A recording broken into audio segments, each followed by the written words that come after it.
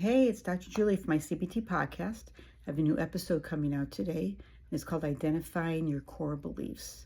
So I know I've talked to you guys a lot over the years about core beliefs, but how do you even figure out what they are? How do you identify them, which is the first step? So I talk about self-defeating beliefs that will help you identify your core beliefs. And they'll find it really interesting that a lot of times we don't even know what we're thinking, which I know I say a lot, and we don't understand these belief systems that we're carrying around, but it affects how we think, how we feel, what we do, all of the CBT things I talked to you guys about.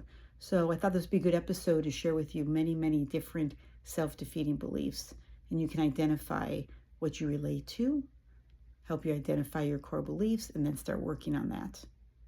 So I hope you find it helpful. As always, please share with someone they may benefit as well, and make decisions based on what's best for you, not how you feel.